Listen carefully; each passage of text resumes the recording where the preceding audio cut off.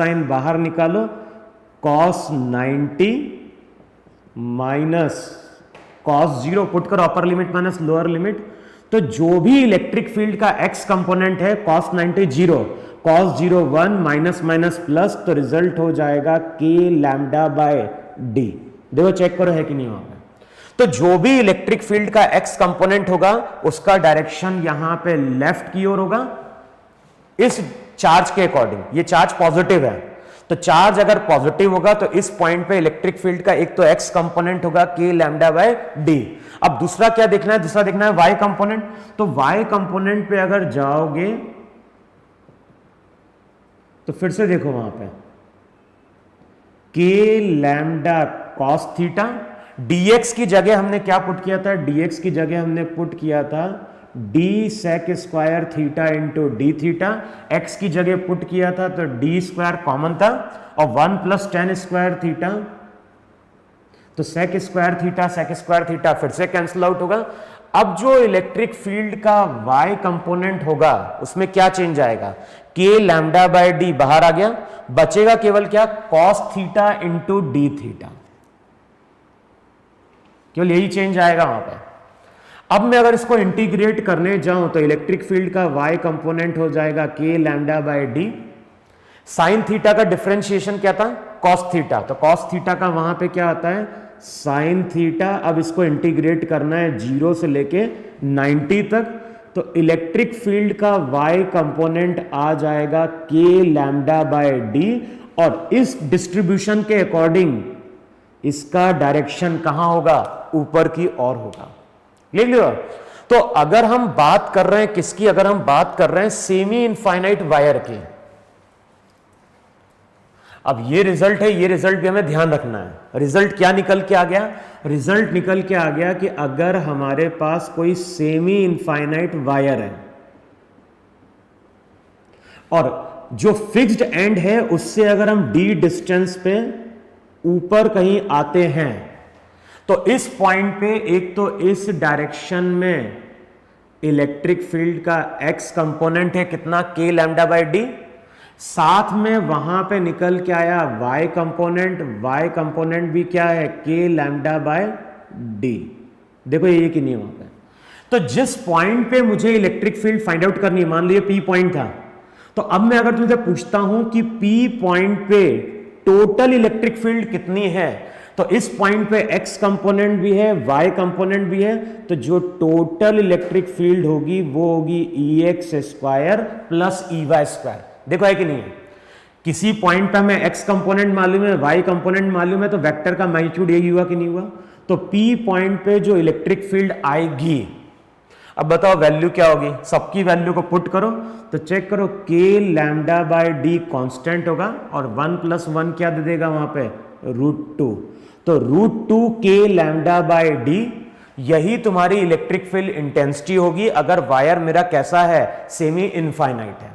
अच्छा, साथ में हमें यह रिजल्ट भी ध्यान रखना है कि जो भी इलेक्ट्रिक फील्ड आएगी उसका डायरेक्शन क्या होगा, x कंपोनेंट और y कंपोनेंट अगर सेम होते हैं तो जो भी रिजल्टेंट इलेक्ट्रिक फील्ड आएगी वो कहां पे जा रही है, वो जा रही है इसके मिड पे।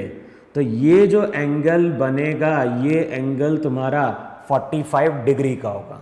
तो आगे कुछ न्यूमेरिकल सॉल्व करेंगे और वहां पे हम इस सेमी इनफाइनाइट के वायर को क्या कर रहे होंगे, यूज कर रहे होंगे। क्या याद रखना है, वायर अगर सेमी इनफाइनाइट है तो वहां पे दो कंपोनेंट होंगे, एक होगा x, दूसरा क्या होगा y। टोटल की अगर बात करेंगे तो टोटल वहां पे हो जाएगा √2 k lambda by D. Clear. तो अब आगे मैं क्या कर रहा हूं, कुछ न्यूमेरिकल ले रहा हूं और ये जो न्यूमेरिकल है वो इसी थ्योरी पे क्या है, बेस्ड है।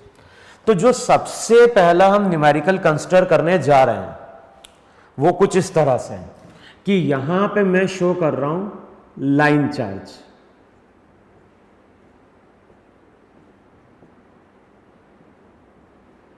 और ये इनफाइनाइट लॉन्ग है। तो यहां पे एक लाइन चार्ज है और ये लाइन चार्ज मेरा कैसा है, इनफाइनाइटली लॉन्ग है। डेंसिटी वहां पे कितनी है, डेंसिटी वहां पे लैम्डा है। यहां से लेके यहां तक का डिस्टेंस 2a। अब यहां पे एक पॉइंट ए है, फिर यहां पे एक और पॉइंट है बी, ये डिस्टेंस दिया है ए। अब क्वेश्चन में क्या बोल रहा है? क्वेश्चन में बोल रहा है कि हमारे पास एक इनफाइनाइट लॉन्ग वायर है। अब हमने ये भी डिफाइन किया है कि जब भी कोई चार्ज बॉडी होगी तो वो चार्ज बॉडी अपनी क्या करती है? इलेक्ट्रिक फील्ड क्रिएट करती है, और उस इलेक्ट्रिक फील्ड में अगर कोई दूसरी चार्ज बॉडी आएगी तो वो वहां पे फोर्स क्या करती है? एक्सपीरियंस करती है। अब इसकी इलेक्ट्रिक फील्ड में हम क्या कर रहे हैं? एक क्यू चार्ज को लेके आ रहे हैं बी पॉइंट पे। तो जो क्यू चार्ज है, ये चार्ज मेरा कैसा है? पॉजिटिव है। अब ये जो क्यू चार्ज है, इस क्यू चार्ज को हम क्या कर रहे हैं? इस वायर की इलेक्ट्रिक फील्ड में मूव करा रहे हैं। लेकिन मूवमेंट कैसा है? मूवमेंट एक सर्कल के आर्क के अलोंग है। तो जैसे चार्ज पार्टिकल कहां पे था? चार्ज पार्टिकल था बी पे। कुछ टाइम बाद चार्ज पार्टिकल को हम इस तरह से सर्कुलर पाथ पे मूव करा रहे हैं, और जब सर्कुलर पाथ पे मूव कराएंगे तो उसका रेडियस कितना लेके चल रहे हैं? ए। तो चार्ज पार्टिकल बी पे था और इसको हम मूव कराते हुए कहां पे लेके आ गए? उसको लेके आ गए मान लो पॉइंट सी पे। या तो ऐसा करो, इसको बोल दो सी पॉइंट, कि सी जनरली रिप्रेजेंट करता है सेंटर, और इसको बोल दो यहां पे पॉइंट ए। तो क्वेश्चन में क्या बोल रहा है? क्वेश्चन में बोल रहा है कि यहां पे एक क्यू चार्ज है और इस क्यू चार्ज को हम बी पॉइंट से मूव करा के कहां पे लेके आ रहे हैं? ए पॉइंट पे लेके आ रहे हैं। तो क्वेश्चन में पूछता है find out the work done by the external agent. देखो है कि नहीं वहां पे? अच्छा, वर्क हमें क्यों परफॉर्म करना पड़ रहा है? तो अभी हमने क्या रिजल्ट डिराइव किया था कि अगर वायर मेरा इनफाइनाइट लॉन्ग है और यहां पे अगर कोई डी डिस्टेंस होगा तो बताओ इलेक्ट्रिक फील्ड ऐसी होगी कि नहीं होगी? जो भी इलेक्ट्रिक फील्ड थी, electric field perpendicular to wire थी। अब इस इलेक्ट्रिक फील्ड में अगर हम क्यू चार्ज को लाके प्लेस करें तो प्रॉपर्टी क्या थी? जिस डायरेक्शन में इलेक्ट्रिक फील्ड होती है उसी डायरेक्शन में ये चार्ज पार्टिकल क्या करता है? फोर्स एक्सपीरियंस कर जाएगा। तो अगर हम कुछ नहीं करेंगे, अगर हम केवल चार्ज पार्टिकल को यहां पे लाके छोड़ दें, तब तो इस फोर्स के कारण ये चार्ज पार्टिकल एक्सेलरेट करता हुआ स्ट्रेट लाइन के अलोंग आगे चला जाएगा। लेकिन हम लोग क्या कर रहे हैं? हम लोग चार्ज पार्टिकल को बी से लेके मूव करा के ए पे लेके आ रहे हैं, और ये पॉसिबल तभी हो पाएगा जब हमने चार्ज पार्टिकल के ऊपर कोई फोर्स अप्लाई किया होगा।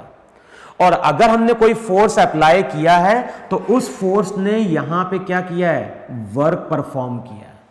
तो क्वेश्चन में हमें कैलकुलेट क्या करना है? क्वेश्चन में हमें कैलकुलेट करना है work done by the external agent.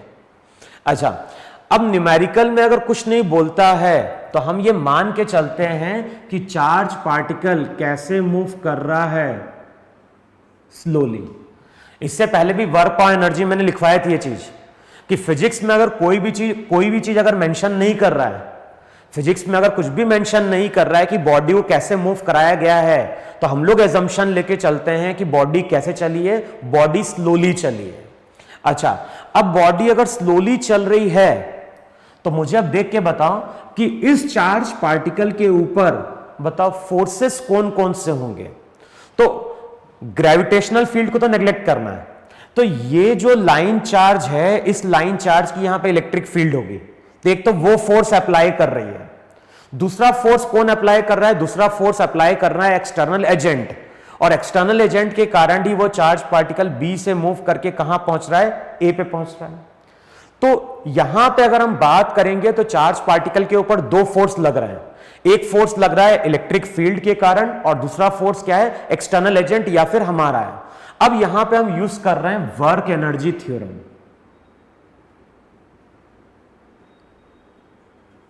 Work energy theorem में हम लोग क्या डिफाइन करते थे? Work done by all the forces किसके बराबर? चेंज इन काइनेटिक एनर्जी के बराबर। अगर कोई पार्टिकल स्लोली चल रहा है तो काइनेटिक एनर्जी में कोई चेंज आएगा क्या? यहां पे भी काइनेटिक एनर्जी जीरो, यहां पे भी काइनेटिक एनर्जी जीरो, क्योंकि चार्ज पार्टिकल को हम कैसे मूव करा रहे हैं? चार्ज पार्टिकल को हम स्लोली मूव करा रहे हैं। तो चेंज इन काइनेटिक एनर्जी तो क्या हो गया? जीरो। कोई स्पीड है ही नहीं उसके पास, स्लोली चल रहा है। अब वर्क किस किस का होगा, तो एक तो होगा work done by the electrostatic force, और मैंने क्या बोला था, मैंने बोला था कि इलेक्ट्रोस्टैटिक फोर्स कैसा फोर्स है, कंजर्वेटिव फोर्स है। तो यहां पे हम बोलेंगे work done by conservative force plus work done by external agent, किसके बराबर, चेंज इन काइनेटिक एनर्जी के बराबर। अब हमें किसका वर्क कैलकुलेट करना है, हमें वर्क कैलकुलेट करना है एक्सटर्नल एजेंट का। तो work done by the external agent किसके बराबर हो जाएगा, ये हो जाएगा minus of work done by the conservative force.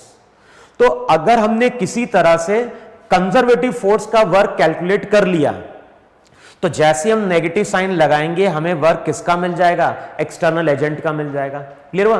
तो अब हम लोग यहां पे क्या चीज कैलकुलेट करने की कोशिश करेंगे, work done by the electrostatic force या फिर work done by the electric field. अच्छा, हमने ये भी डिफाइन किया था कि कंजर्वेटिव फोर्स की प्रॉपर्टी क्या होती है, वर्क डन पाथ इंडिपेंडेंट होता है। इसका मतलब है कि अगर मैं कंजर्वेटिव फोर्स का वर्क कैलकुलेट करने जा रहा हूं तो मैं इसको ऐसा लिख सकता हूं, work done by the conservative force. देखो, कंजर्वेटिव फोर्स का हमें वर्क कैलकुलेट करना है जब चार्ज पार्टिकल ए से कहां गया, बी गया, या सॉरी बी से ए पे गया। हमें कंजर्वेटिव फोर्स का वर्क कैलकुलेट करना है, चार्ज पार्टिकल अभी कहां से कहां गया, बी से ए गया। तो अब मैं तुमसे बोल रहा हूं कि अगर मुझे वर्क डन कैलकुलेट करना है बी से ए, तो उसको हम ऐसा लिख सकते हैं, work done during the path BC plus work done during the path CA। तो अब हम लोग क्या इमेजिन कर रहे हैं, हम लोग इमेजिन कर रहे हैं कि पहले चार्ज पार्टिकल को हम B से C लेके आए, फिर उसके बाद चार्ज पार्टिकल को हम